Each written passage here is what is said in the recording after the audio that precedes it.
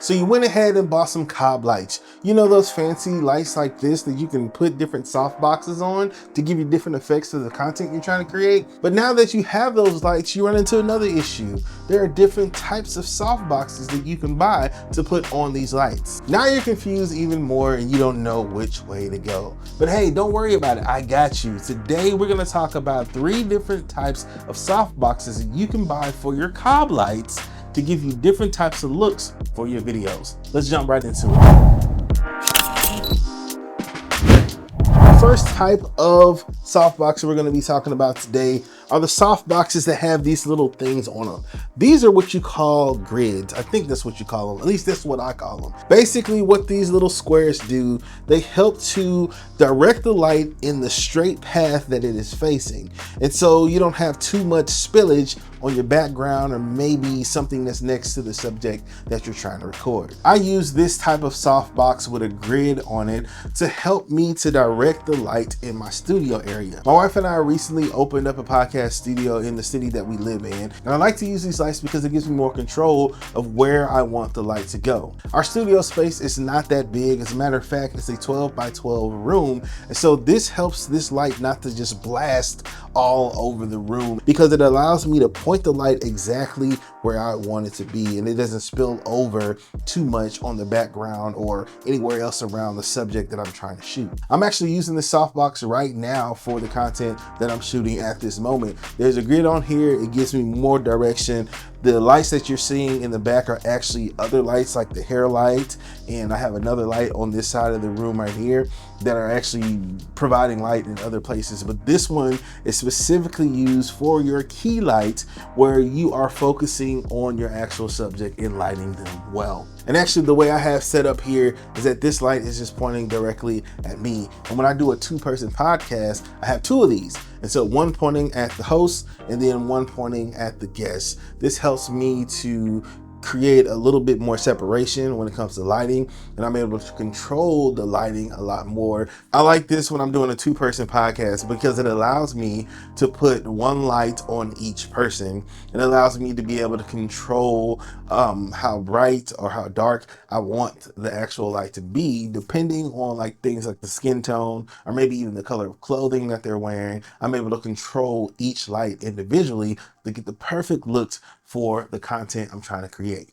Now we're going to look at another softbox that's very similar to what we have on now, but it does not have the grid on it. This softbox is a little bit bigger than the other one that I have right now, but it doesn't have the grid. So this should create more light in the same space that I have right now. So what I'm going to do is actually switch the softbox, but I'm not going to change any of the settings on the light. And I'm going to let you see if you can tell the difference. So as you can see here, this one is a lot brighter. I did not change the level of the light or the intensity of the light at all. This is simply an actual big softbox. It's a little bit bigger than the other one we had, so it's spreading out the light a little bit more, and there's no grid. And so instead of the light actually going in a straight path, it's going more kind of at an angle, so it's actually filling up more of the room. As you can see, our practical lights right in the back are kind of washed out a little bit now. They're not as orange and as vibey as they were before. They're just kind of just back there, and they're kind of just being like overtaken by this big light right here.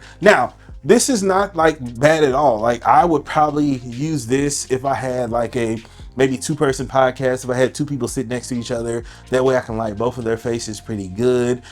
Maybe you can do this to kind of help light the room a little bit. You can bounce this off a wall and it can kind of change the vibe of the room and all that kind of stuff. This is good for when you don't have very many lights. In my studio, I have a bunch of different lights. I'm able to turn on multiple lights at one time. But if you're limited to how much lighting that you can have in one room, this kind of allows your light to be amplified a little bit more, especially if you have a low powered cob light. This light is really not my favorite. I don't really use it that much because it is so bright. It just brings so much light into the space. And with my space being so small, I want to have a little bit more control over the intensity and the spread of light around this whole room. As you can see, man, it's literally like it's taking over like the whole room.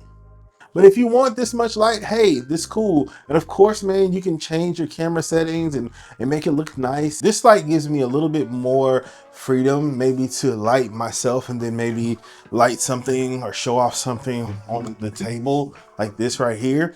But I don't necessarily use this unless I'm trying to light maybe multiple things like my face and something at the table. That's why I like for this light to kind of spread out a little bit more, because I have to use less light in order to light the stuff on the table and to light all of this right here. You know what I'm saying?